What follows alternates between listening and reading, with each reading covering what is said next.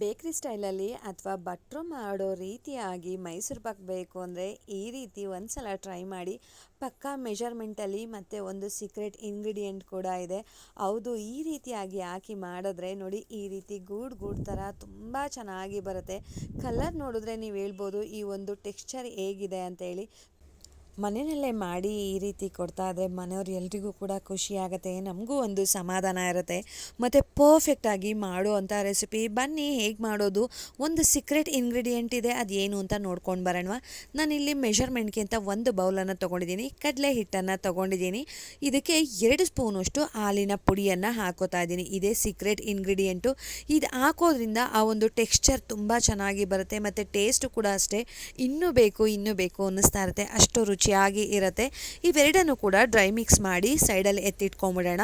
ಅದೇ ಬೌಲು ಮೆಷರ್ಮೆಂಟಲ್ಲಿ ಅರ್ಧ ಬೌಲಷ್ಟು ರಿಫೈನ್ಡ್ ಆಯಿಲನ್ನು ಹಾಕೋತಾ ಇದ್ದೀನಿ. ಇದಕ್ಕೆ ಯಾವುದೇ ಕೋಲ್ಡ್ ಪ್ರೆಸ್ಡ್ ಆಯಿಲ್ ಹಾಕೊಂಡ್ರೆ ಚೆನ್ನಾಗಿರೋದಿಲ್ಲ, ಅದರದ್ದೇ ಒಂದು ಫ್ಲೇವರ್ ಆಗ್ಬೋದು, ಆ ಫ್ರಾಗ್ರೆನ್ಸ್ ಆಗ್ಬೋದು ಬಂದ್ಬಿಡುತ್ತೆ. ಸೊ ಆದಷ್ಟು ರಿಫೈನ್ಡ್ ಆಯಿಲನ್ನೇ ಹಾಕ್ಕೊಂಡ್ರೆ ಚೆನ್ನಾಗಿರುತ್ತೆ. ಇನ್ನು ಅರ್ಧ ಬೌಲಷ್ಟು ನಾನು ತುಪ್ಪನ ಹಾಕ್ತಾ ಇದ್ದೀನಿ. ಎರಡೂ ಸೇರಿ ನಮಗೆ 1 ಬೌಲು ಆಗುತ್ತೆ ಸ್ನೇಹಿತರೆ. ಮೆಷರ್ಮೆಂಟ್ ಒಂದು ಪಕ್ಕ ಇರಲಿ. ಅರ್ಧ ಬೌಲಷ್ಟು ನಾನು ರಿಫೈನ್ಡ್ ಆಯಿಲ್ ತೊಗೊಂಡ್ರೆ ಅರ್ಧ ಬೌಲಷ್ಟು ತುಪ್ಪ ತೊಗೊಂಡಿದ್ದೀನಿ. ಇದನ್ನು ಒಂದು ಬೌಲಿಗೆ ಹಾಕ್ಕೊಂಡು ಬಿಸಿ ಮಾಡೋದಕ್ಕೆ ಇಡಬೇಕಾಗತ್ತೆ. ನಾವು ಇದನ್ನು ಲೋ ಫ್ಲೇಮ್ನಲ್ಲಿನೇ ಬಿಸಿ ಮಾಡಬೇಕಾಗತ್ತೆ. ಇದರಲ್ಲಿ ಹೊಗೆ ಬರೋ ತನಕ ನಾವು ಯಾವತ್ತೂ ಅಷ್ಟೇ ಬಿಸಿ ಮಾಡಬಾರ್ದು. ನಾನಿಲ್ಲೊಂದು ಇವಾಗ ನಾನ್ ಸ್ಟಿಕ್ ಪ್ಯಾನ್ ತೊಗೊಂಡಿದ್ದೀನಿ. ಅದೇ ಬೌಲ್ ಮೆಷರ್ಮೆಂಟಲ್ಲಿ 1 ಬೌಲಷ್ಟು ಸಕ್ಕರೆಯನ್ನು ಹಾಕ್ತಾ ಇದ್ದೀನಿ. ನಾವಿಲ್ಲಿ ಸಕ್ಕರೆ ಮುಳುಗುವಷ್ಟು ಮಾತ್ರ ನೀರನ್ನು ಹಾಕಬೇಕು. ಜಾಸ್ತಿ ಹಾಕಿದ್ರೆ ಪಾಕ ಬರೋದು ಲೇಟ್ ಆಗುತ್ತೆ. ಸೊ ಸ್ವಲ್ಪ ನೀರನ್ನು ಹಾಕೋದ್ರಿಂದ ಪಾಕ ಬೇಗ ಬಂದ್ಬಿಡುತ್ತೆ. ನಾವು ಸ್ಟವನ್ನು ಆನ್ ಮಾಡಿದ ಮೇಲೆ ಕೈ ಬಿಡದೇ ಈ ರೀತಿ ಚೆನ್ನಾಗಿ ಮಿಕ್ಸ್ ಮಾಡ್ತಾ ಬರಬೇಕಾಗತ್ತೆ. ನಮಗೆ ಪಾಕ ಸುಮಾರು ಒಂದು 2ರಿಂದ 3 ನಿಮಿಷ ಒಳಗಡೆ ಬಂದ್ಬಿಡುತ್ತೆ ಸ್ನೇಹಿತರೆ. ನೋಡಿ, ಇವಾಗ ಒಂದು ಅರ್ಧ ಭಾಗ ಚೆನ್ನಾಗಿ ಕರಗ್ತಾ ಬಂದಿದೆ. ನಾನು ಯಾವುದೇ ಸ್ವೀಟ್ ರೆಸಿಪಿ ಮಾಡಬೇಕಾದ್ರೂ ಕೂಡ ಮೀಡಿಯಮ್ ಫ್ಲೇಮ್ನಲ್ಲಿನೇ ಇಟ್ಕೊಂಡು ಮಾಡೋ ಅಂಥದ್ದು. ನೋಡಿ, ಈಗ ಆಲ್ಮೋಸ್ಟು ಸಕ್ಕರೆ ಕರಗ್ತಾ ಇದೆ. ಇನ್ನೊಂದು ಸ್ವಲ್ಪ ಸಕ್ಕರೆ ಕರಗಬೇಕಾಗಿದೆ. ನೋಡಿ, ಇವಾಗ ಆಲ್ಮೋಸ್ಟ್ ಕರಗಿದೆ, ಬಬಲ್ಸ್ ಬರೋದಕ್ಕೂ ಶುರುವಾಗಿದೆ ಮತ್ತು ಒಂದೆಳೆ ಪಾಕ ಬರಬೇಕು. ಇದು ಕರೆಕ್ಟಾಗಿ ಒಂದೆಳೆ ಇರಬೇಕಾಗತ್ತೆ. ಇವಾಗ ನಾವು ರೆಡಿ ಮಾಡಿ ಇಟ್ಕೊಂಡಿರೋವಂಥ ಮಿಕ್ಸ್ ಮಾಡಿರೋವಂಥ ಕಡಲೆ ಹಿಟ್ಟು ಮತ್ತು ಹಾಲಿನ ಪುಡಿದು ಏನು ಮಿಶ್ರಣ ಇದೆ ಅಲ್ವಾ, ಇದಕ್ಕೆ ಹಾಕ್ಕೊಂಡ್ಬಿಟ್ಟು ಚೆನ್ನಾಗಿ ಮಿಕ್ಸ್ ಮಾಡ್ತಾ ಬರಬೇಕು. ನಿಮಗೆ ಗಂಟಿದೆ ಅಂತ ಅನ್ನಿಸ್ತಾ ಇರುತ್ತೆ, ಬಟ್ ಇದರಲ್ಲಿ ಗಂಟೆಲ್ಲ ಈ ಥರ ಮಿಕ್ಸ್ ಮಾಡೋದ್ರಿಂದ ಎಲ್ಲ ನೀಟಾಗಿ ಅದ್ರ ಜೊತೆ ಹೊಂದ್ಕೊಂಡ್ಬಿಡುತ್ತೆ, ಗಂಟು ನಮಗೆ ಉಳ್ಕೊಳ್ಳೋದಿಲ್ಲ. ಚೆನ್ನಾಗಿ ಈ ರೀತಿ ಕೈ ಬಿಡ್ದೇ ತಿರುಗಿಸ್ತಾ ಇರಬೇಕಾಗತ್ತೆ. ನಾವು ಒಂದು ಸಲ ಕಡಲೆ ಹಿಟ್ಟು ಹಾಕಿದ ಮೇಲೆ ಮೈಸೂರು ಪಾಕಲ್ಲಿ ಕೈ ಬಿಡ್ದೇ ತಿರುಗಿಸ್ತಾ ಇರಬೇಕು. ನಿಮ್ಗೊಂದು ವೇಳೆ ತುಂಬ ಕೈ ನೋವು ಬರ್ತಾ ಇದೆ, ಆಗ್ತಾ ಇಲ್ಲ, ಸಮೂಹಕ್ಕೂ ತಿರುಗಿಸೋಕ್ಕಾಗ್ತಾ ಇಲ್ಲ ಅಂತ ಏನಾದರೂ ಅಂದರೆ ನೀವು ಜಾಸ್ತಿ ಕ್ವಾಂಟಿಟಿನಲ್ಲಿ ಮಾಡ್ತಾಯಿದ್ರೆ ಫ್ಲೇಮನ್ನು ಪೂರ್ತಿ ಲೋ ಆಗಿ ಇಟ್ಕೊಂಬಿಡಿ. ಆವಾಗ ನಿಧಾನಕ್ಕೆ ಸ್ವಲ್ಪ ಸ್ವಲ್ಪ ಬಿಟ್ಟು ಕೂಡ ತಿರುಗಿಸ್ಕೊಳ್ಬೋದು. ಇವಾಗ ಬಿಸಿಗಿಟ್ಟಿರುವಂಥ ತುಪ್ಪ ಮತ್ತು ಎಣ್ಣೆ ಮಿಶ್ರಣ ಏನಿದೆ ಅಲ್ವಾ, ಸ್ವಲ್ಪನೇ ಹಾಕ್ಕೊಂಡು ಇದಕ್ಕೆ ಮಿಕ್ಸ್ ಮಾಡ್ತಾ ಬರಬೇಕಾಗತ್ತೆ. ಯಾವ ರೀತಿಯಾಗಿ ಮಿಕ್ಸ್ ಮಾಡಬೇಕು ನಮಗೆ ಹೇಗೆ ಗೊತ್ತಾಗುತ್ತೆ ಅಂದರೆ, ಸ್ವಲ್ಪನೇ ಹಾಕ್ಕೊಂಡು ಒಂದೇ ಸಲ ಹಾಕೋದಕ್ಕೆ ಹೋಗಬಾರ್ದು. ಸ್ವಲ್ಪನೇ ಹಾಕ್ಕೊಂಡು ಈ ಥರ ಹಿಂಗೆ ಮಿಕ್ಸ್ ಮಾಡ್ತಾ ಇರಬೇಕು. ಕಡಲೆ ಹಿಟ್ಟು ಆ ಒಂದು ಮಿಶ್ರಣನ ಅಬ್ಸರ್ವ್ ಮಾಡ್ಕೊತಾ ಬರುತ್ತೆ. ಯಾವಾಗ ಅದು ಎಣ್ಣೆನ ಅಥವಾ ಮತ್ತು ತುಪ್ಪನ ಅದು ಅಬ್ಸರ್ವ್ ಮಾಡ್ಕೊಳ್ಳೋದು ನಿಲ್ಲಿಸುತ್ತೆ, ಅಲ್ಲಿಗೆ ಪರ್ಫೆಕ್ಟಾಗಿ ನಮಗೆ ಮೈಸೂರು ಪಾಕ್ ರೆಡಿ ಆಗಿದೆ ಅಂತ. ನೋಡಿ, ನಾವು ಲೋ ಫ್ಲೇಮ್ನಲ್ಲಿನೇ ಬಿಸಿ ಮಾಡ್ಕೋತಾ ಇದ್ದೀವಿ ಎಣ್ಣೆ ಮತ್ತು ತುಪ್ಪನ. ಈ ರೀತಿಯಾಗಿ ಸ್ವಲ್ಪನೇ ಹಾಕ್ಕೊಬೇಕಾಗತ್ತೆ, ಒಂದೇ ಸಲ ಹಾಕ್ಕೊಳ್ಳೋದು ಬೇಡ. ಇದರಲ್ಲಿ ಮನೆಯದೇ ಕಡಲೆ ಹಿಟ್ಟು ಇರೋದ್ರಿಂದ ತುಂಬ ಚೆನ್ನಾಗಿ ಬಂದಿತ್ತು ಮತ್ತು ತುಪ್ಪ ಮತ್ತು ಎಣ್ಣೆನೂ ಕೂಡ ಸ್ವಲ್ಪ ಕಮ್ಮಿನೇ ಅಬ್ಸರ್ವ್ ಮಾಡ್ಕೊಂಡಿತ್ತು. ನನಗಿನ್ನೂ ಸುಮಾರು ಒಂದು 3ರಿಂದ 4 ಸ್ಪೂನಷ್ಟು ಆ ಮಿಶ್ರಣ ಉಳ್ಕೊಂಡಿತ್ತು ಸ್ನೇಹಿತರೆ. ನೋಡಿ, ಸ್ವಲ್ಪನೇ ಹಾಕ್ಕೊಂಡು ಅದು ಅಗರ ಹಾಕ್ತಾ ಬರ್ತಾ ಇದೆ. ನೀವೇ ನೋಡ್ತಾ ಇದ್ರಲ್ವ, ಸೈಡಲ್ಲೆಲ್ಲ ಬಿಡ್ತಾ ಇದೆ ಆ ಪ್ಯಾನನ್ನು ಮತ್ತು ಅಗುರ ಆಗುತ್ತೆ. ಅಗರ ಅಂದರೆ ಲೈಟ್ ಆಗ್ತಾ ಬರುತ್ತೆ, ತುಂಬ ಊಪರದಾಗೆ ಬರ್ತಾ ಹೋಗುತ್ತೆ. ನೋಡಿ, ನಾವು ಬಿಸಿ ಹಾಕಿದ ತಕ್ಷಣ ಪೂರ್ತಿ ಈ ಥರ ಹಿಂಗೆ ಉಬ್ಬುತ್ತೆ. ಆವಾಗ ಪರ್ಫೆಕ್ಟಾಗಿ ಬರ್ತಾ ಇದೆ ಅಂತ. ಕೈ ಬಿಡ್ದೇ, ನಾನು ಹೇಳ್ದಾಗೆ ಕೈ ಬಿಡ್ದೇ ತಿರುಗಿಸ್ತಾ ಬರಬೇಕು. ನೋಡೋಣ, ಇದು ಲಾಸ್ಟಲ್ಲಿ ಹಾಕೋತಾ ಇರೋದು, ಇನ್ನೊಂದು ಸಲ ಬೇಕಾಗ್ಬೋದು. ನೋಡಿ, ಚೆನ್ನಾಗಿ ಬರ್ತಾ ಇದೆ. ನಮಗೆ ಗೊತ್ತಾಗ್ಬಿಡುತ್ತೆ ಅದು ಪೂರ್ತಿ ಲೈಟ್ ಆಗ್ತಾ ಬರ್ತಾ ಇದೆ ಅಂದರೆ ಅಲ್ಲಿಗೆ ಪರ್ಫೆಕ್ಟಾಗಿ ಬಂದಿದೆ ಅಂತ. ನಾವು ಅಲ್ಲಿಗೆ ಎಣ್ಣೆ ಅಥವಾ ತುಪ್ಪ ಹಾಕೋದನ್ನು ಸ್ಟಾಪ್ ಮಾಡ್ಬೋದು. ನೋಡಿ ಎಷ್ಟು ಚೆನ್ನಾಗಿ ಬರ್ತಾ ಇದೆ, ತಳ ಬಿಡ್ತಾ ಇದೆ, ತುಂಬ ಚೆನ್ನಾಗಿ ತಳ ಬಿಡ್ತಾ ಇದೆ. ಇನ್ನು ಒಂದು ಸಲ ಬೇಕಾಗತ್ತೆ ನಾವು ಅದು ಎಣ್ಣೆ ಬಿಸಿ ಮಾಡಿರೋ ಅಂಥದ್ದು. ಅದು ಆ ಥರ ಪೂರ್ತಿ ಲೈಟ್ ಆದಮೇಲೆ ಜಾಸ್ತಿ ಮಿಕ್ಸ್ ಮಾಡೋದಕ್ಕೆ ಹೋಗಬಾರ್ದು ಸ್ನೇಹಿತರೆ. ನೋಡಿ ಈಗ ಪೂರ್ತಿ ಲೈಟ್ ಆಗೋಗ್ಬಿಡ್ತು ನಾವು ಬಿಸಿ ಎಣ್ಣೆ ಹಾಕಿದ ತಕ್ಷಣ. ಇವಾಗ ಪರ್ಫೆಕ್ಟ್ ಆಗಿದೆ ಕನ್ಸಿಸ್ಟೆನ್ಸಿ ಎಲ್ಲ. ನಾನಿವಾಗ ಸ್ಟವನ್ನು ಆಫ್ ಮಾಡಿ ಒಂದು ಮೌಲ್ಡ್ಗೆ ಹಾಕೋತಾ ಇದ್ದೀನಿ. ಮೌಲ್ಡ್ ಇಲ್ಲ ಅಂದರೆ ಪ್ರಾಬ್ಲಮ್ ಏನೂ ಇಲ್ಲ, ನೀವು ತಟ್ಟೆಗೆ ಬೇಕಾದರೂ ಹಾಕ್ಕೊಳ್ಬೋದು. ನಮಗೆ ಒಂದು ಪರ್ಫೆಕ್ಟ್ ಆಗಿರುವಂಥ ಬೇಕ್ರಿ ಸ್ಟೈಲಲ್ಲಿ ಅಥವಾ ಭಟ್ರು ಮಾಡೋ ರೀತಿ ಬೇಕು ಅಂತ ಹೇಳಿದ್ರೆ ಈ ಥರ ಹಾಕ್ಕೊಂಡ್ರೆ ಎಲ್ಲೂ ಕೂಡ ನಮಗೆ ವೇಸ್ಟ್ ಆಗೋದಿಲ್ಲ, ಪರ್ಫೆಕ್ಟಾಗಿ ಶೇಪ್ ಬರುತ್ತೆ ಅಷ್ಟೇ. ಮೌಲ್ಡಿಗೂ ತಟ್ಟೆಗೂ ವ್ಯತ್ಯಾಸ. ಮತ್ತು ನಾವು ಮೈಸೂರು ಪಾಕ್ ಮಾಡಬೇಕಾದ್ರೆ ಸುಮಾರು ಒಂದು 3-4 ಇಂಚು ಹೈಟ್ ಇರೋ ಅಂಥ ಬೌಲ್ ಆಗ್ಬೋದು, ಬಾಕ್ಸ್ ಆಗ್ಬೋದು ತೊಗೊಂಡ್ರೆ ನಮಗಲ್ಲಿ ಕರೆಕ್ಟಾಗಿ ಒಂದು ಗೋಲ್ಡನ್ ಬ್ರೌನ್ ಕಲರ್ ಬರುತ್ತೆ ಅಲ್ವಾ, ಆ ಒಂದು ಟೆಕ್ಸ್ಚರು ಬರುತ್ತೆ ಸ್ನೇಹಿತರೆ. ಒಂದು 10 ನಿಮಿಷ ಅದನ್ನು ತಣ್ಣಗಾಗೋದಕ್ಕೆ ಬಿಟ್ಟಿದ್ದೀನಿ, ಪೂರ್ತಿಯಾಗಿ ತಣ್ಣಗಾಗೋದಕ್ಕೆ ಬಿಟ್ಟಿಲ್ಲ. ಒಂದು 10 ನಿಮಿಷ ಆದಮೇಲೆ ನಾನಿಲ್ಲಿ ಕಟ್ ಮಾಡ್ತಾ ಇದ್ದೀನಿ. ನೀವೇ ನೋಡ್ತಾ ಇದ್ದೀರಾ ಎಷ್ಟು ಚೆನ್ನಾಗಿ ಬರ್ತಾ ಇದೆ ಅಂತ. ಬಾಯಿಲಿಟ್ರೆ ಕರ್ಗೋಗುತ್ತೆ ಸ್ನೇಹಿತರೆ, ಅಷ್ಟು ಚೆನ್ನಾಗಿ ಬರುತ್ತೆ. ನೀವೇ ನೋಡ್ತಾ ಇದ್ದೀರಾ ಎಷ್ಟು ಚೆನ್ನಾಗಾಗಿದೆ ಅಂತ. ತುಂಬ ಅಂದರೆ ತುಂಬ ಚೆನ್ನಾಗಾಗಿದೆ. ಮತ್ತು ಬಾಯಿನಲ್ಲಿಟ್ಟರೆ ಕರ್ಗೋಗುತ್ತೆ ಸ್ನೇಹಿತರೆ, ಅಷ್ಟು ರುಚಿಯಾಗಿತ್ತು, ತುಂಬ ಚೆನ್ನಾಗಿ ಬಂದಿತ್ತು. ಪರ್ಫೆಕ್ಟಾಗಿ ಈ ಒಂದು ಮೆಥಡಲ್ಲಿ ನೀವು ಟ್ರೈ ಮಾಡಿದ್ರೆ ಬಿಗಿನರ್ಸ್ ಇದ್ದರೂ ಕೂಡ ತುಂಬ ಚೆನ್ನಾಗಿ ಬರುತ್ತೆ. ಮಿಸ್ ಮಾಡದೆ ಟ್ರೈ ಮಾಡಿ. ನೋಡಿ ಕಟ್ ಮಾಡಿದ ಮೇಲೆ ನಾನು ಅದನ್ನು ಉಲ್ಟಾ ಟ್ಯಾಪ್ ಮಾಡ್ತಾಯಿದ್ದೀನಿ ಒಂದು ಪ್ಲೇಟ್ ಹಾಕಿಬಿಟ್ಟು. ವಾವ್, ನೋಡಿ ಎಷ್ಟು ಚೆನ್ನಾಗಿ ಬಂದಿದೆ. ಆ ಕಲ್ಲರ್ ಕೂಡ ಅಷ್ಟೇ, ಆ ಒಂದು ಟೆಕ್ಸ್ಚರ್ ಅಂತ ಹೇಳ್ತೀವಲ್ವ ಮೈಸೂರು ಪಾಕಿಂದು, ನೋಡಿ ಎಷ್ಟು ಚೆನ್ನಾಗಿದೆ ಅಂತ.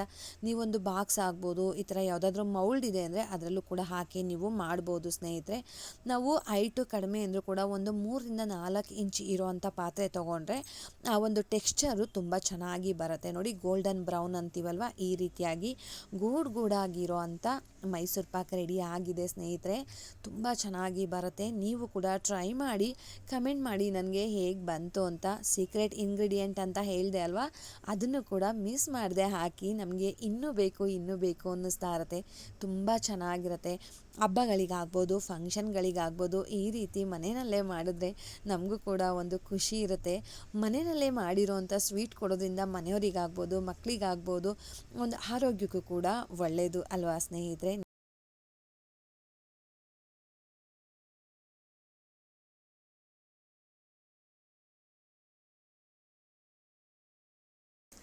ಬಟರ್ ಸ್ಟೈಲ್ನಲ್ಲಿ ಅಥವಾ ಬೇಕ್ರಿ ಸ್ಟೈಲ್ನಲ್ಲಿ ಮಾಡೋ ಅಂಥ ಜಾಂಗೀರ್ ರೆಸಿಪಿ ಈ ಥರ ಮನೆಯಲ್ಲಿ ಮಾಡ್ಕೊಂಡು ತಿಂತಾಯಿದ್ರೆ 1 2 3 4 ಅಂತ ತಿಂತಾ ಇರ್ತೀವಿ. ಅಷ್ಟು ರುಚಿಯಾಗಿರುತ್ತೆ.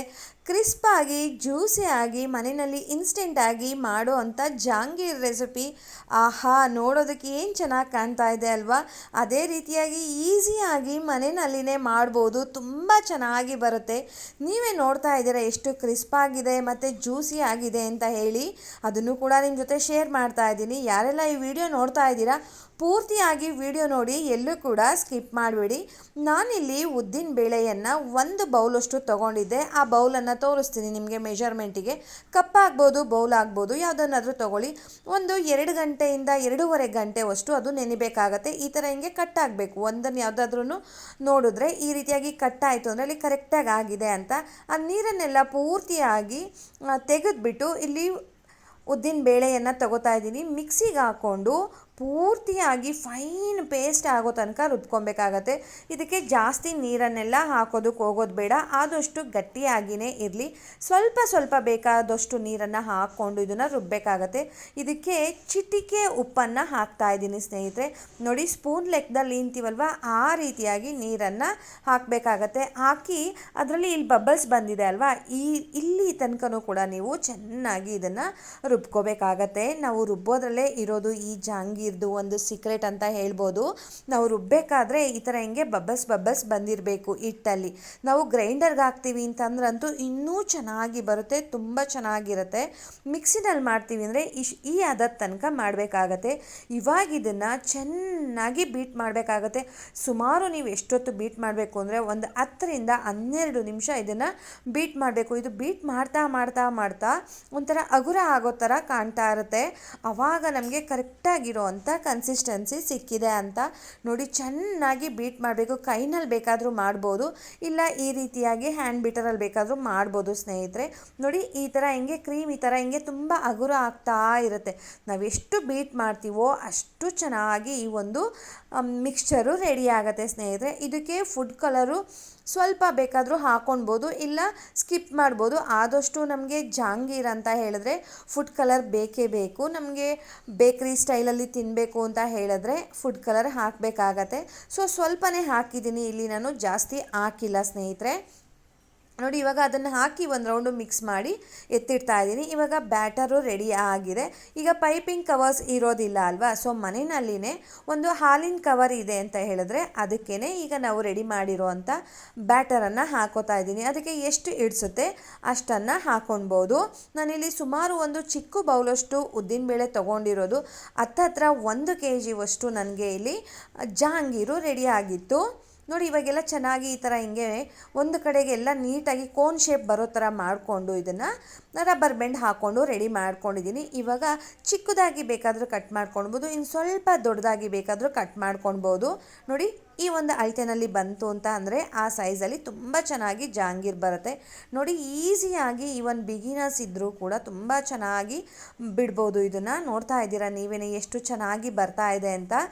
ಎಣ್ಣೆನ ಆದಷ್ಟು ಮೀಡಿಯಮ್ ಫ್ಲೇಮ್ಗಿಂತ ಸ್ವಲ್ಪ ಕಡಿಮೆನೇ ಇಟ್ಕೊಳ್ಳಿ ನಾವು ಈ ಜಹಾಂಗೀರನ್ನು ಹಾಕೋ ತನಕನೂ. ನೋಡಿ ಈಸಿಯಾಗಿ ಹಾಕ್ಕೊಂಡ್ಬಿಡ್ಬೋದು, ಇದಕ್ಕೆ ಟೈಮ್ ತೊಗೊಳ್ಳೋದೇ ಇಲ್ಲ, ಈಸಿಯಾಗಿ ಆಗುತ್ತೆ. ನಾವು ಇದನ್ನು ಅದೇ ರೀತಿಯಾಗಿ ಕ್ರಿಸ್ಪ್ ಆಗೋ ತನಕನೂ ನಾವು ಎಣ್ಣೆಯಲ್ಲಿ ಫ್ರೈ ಮಾಡಬೇಕಾಗತ್ತೆ. ನಾವು ಫ್ರೈಯಿಂಗ್ ಪ್ಯಾನಲ್ಲಿ ಜಾಸ್ತಿ ಎಣ್ಣೆ ಹಾಕ್ಕೊಂಡು ಬಿಡೋದಕ್ಕೆ ಹೋದರೆ ಇದು ಶೇಪ್ ಬರೋದಿಲ್ಲ. ಆದಷ್ಟು ಸ್ವಲ್ಪ ನೋಡಿ, ನೀವು ನೋಡ್ತಾ ಇದ್ದೀರಲ್ವ, ಇಷ್ಟು ಎಣ್ಣೆ ಇದ್ದರೆ ಸಾಕು ಸ್ನೇಹಿತರೆ. ಇವಾಗ ಎರಡೂ ಕಡೆಯೂ ಚೆನ್ನಾಗಿ ಕ್ರಿಸ್ಪ್ ಆಗೋ ತನಕ ಮತ್ತು ಕಲರ್ ಚೇಂಜ್ ಆಗೋ ತನಕ ಫ್ರೈ ಮಾಡ್ಕೊಬೇಕಾಗತ್ತೆ. ನಾವು ಇವಾಗ ಕ್ರಿಸ್ಪಾಗಿ ಫ್ರೈ ಮಾಡಿಕೊಂಡ್ರೆ ನಾವು ಪಾಕಕ್ಕೆ ಹಾಕಿದ ಮೇಲೂ ಕೂಡ ಅದು ಕ್ರಿಸ್ಪಾಗಿಯೇ ಇರುತ್ತೆ, ಜ್ಯೂಸಿಯಾಗಿ ಚೆನ್ನಾಗಿ ಆ ಒಂದು ಪಾಕನ ಅಬ್ಸರ್ವ್ ಮಾಡ್ಕೊಂಡಿರುತ್ತೆ. ನೋಡಿ ಈ ರೀತಿಯಾಗಿ ನಾನು ಪ್ರತಿಯೊಂದನ್ನು ಕೂಡ ಜಹಾಂಗೀರನ್ನು ರೆಡಿ ಮಾಡಿ ಇಟ್ಕೋತಾ ಇದ್ದೀನಿ. ಇವಾಗ ಸ್ವಲ್ಪ ದೊಡ್ಡದಾಗಿ ಕಟ್ ಮಾಡ್ಕೊಂಡಿದ್ದೆ, ಅದು ಚಿಕ್ಕದಾಗಿ ಅಂತ ಅನ್ನಿಸ್ತಾ ಇತ್ತು. ಸೊ ಇಲ್ಲಿ ದೊಡ್ಡದಾಗಿ ಕಟ್ ಮಾಡ್ಕೊಂಡಿದ್ದೀನಿ, ಸ್ವಲ್ಪ ದಪ್ಪ ಕಾಣಲಿ ಅಂತ ಹೇಳಿಬಿಟ್ಟು. ನೋಡಿ ಎಷ್ಟು ಚೆನ್ನಾಗಿ ಬರ್ತಾ ಇದೆ ಅಂತ. ತುಂಬ ಅಂದರೆ ತುಂಬ ಚೆನ್ನಾಗಿ ಬರುತ್ತೆ. ಬಿಗಿನರ್ಸ್ ಇದ್ದರೂ ಕೂಡ ತುಂಬ ಚೆನ್ನಾಗಿ ಈ ಒಂದು ರೆಸಿಪಿಯನ್ನು ಟ್ರೈ ಮಾಡ್ಬೋದು. ಎಲ್ಲೂ ಕೂಡ ಹಾಳಾಗೋ ಚಾನ್ಸಸ್ ಇರೋಲ್ಲ ಸ್ನೇಹಿತರೆ, ತುಂಬ ಚೆನ್ನಾಗಿ ಬರುತ್ತೆ. ನಾನು ಹೇಳ್ದಾಗೆ ಎರಡೂ ಕಡೆಯೂ ಚೆನ್ನಾಗಿ ಫ್ರೈ ಮಾಡ್ಕೊಳ್ಬೇಕು ಅಷ್ಟೇ, ಕ್ರಿಸ್ಪ್ ಆಗೋ ತನಕ. ಕೆಲವೊಂದು ಟಿಪ್ಗಳನ್ನು ಫಾಲೋ ಮಾಡಿದ್ರೆ ತುಂಬ ಚೆನ್ನಾಗಿ ಬರುತ್ತೆ. ಸೊ ಪ್ರತಿಯೊಂದನ್ನು ಕೂಡ ನಾನು ಫಸ್ಟು ಇದನ್ನೆಲ್ಲದನ್ನು ಕೂಡ ರೆಡಿ ಮಾಡಿ ಇಟ್ಕೊಂಡ್ಬಿಟ್ಟಿದ್ದೆ ಜಹಾಂಗೀರನ್ನು ಎಣ್ಣೆಯಲ್ಲಿ. ನೋಡಿ ಈ ರೀತಿಯಾಗಿ ಎಣ್ಣೆಯಿಂದ ಸಪ್ರೇಟ್ ಮಾಡ್ಕೊಂಡಿದ್ದೀನಿ, ಮತ್ತು ಎಣ್ಣೆನೂ ಕೂಡ ಇದು ಅಬ್ಸರ್ವ್ ಮಾಡ್ಕೊಳ್ಳೋದಿಲ್ಲ. ಇವಾಗ ಇದು ರೆಡಿ ಆಗಿದೆ. ನಾವಿಲ್ಲಿ ಪಾಕ ಮಾಡ್ಕೊಳ್ಳೋಣ. ನಾನಿಲ್ಲಿ 1 ಬೌಲಷ್ಟು ನಾನು ಉದ್ದಿನಬೇಳೆ ತೊಗೊಂಡಿದ್ದೆ ಅಂತ ಹೇಳಿದೆ. ಅದೇ ಬೌಲ್ ಅಳತೆನಲ್ಲಿನೇ 1 ಬೌಲಷ್ಟು ಸಕ್ಕರೆ ಹಾಕ್ಕೊಂಡಿದ್ದೀನಿ. ಸಕ್ಕರೆ ಮುಳುಗುವಷ್ಟು ಮಾತ್ರ ನೀರನ್ನು ಹಾಕ್ಕೊಂಡಿದ್ದೀನಿ, ಯಾಕಂದರೆ ನಾವಿಲ್ಲಿ 1 ಎಳೆ ಪಾಕ ಮಾಡಬೇಕಾಗತ್ತೆ. ದಾರ ಥರ ಬರುತ್ತಲ್ವ, ಆ ರೀತಿ ಪಾಕ ಬೇಕು. ಜಾಸ್ತಿನೂ ಪಾಕ ಇರಬಾರ್ದು, ಕಡಿಮೆನೂ ಇರಬಾರ್ದು.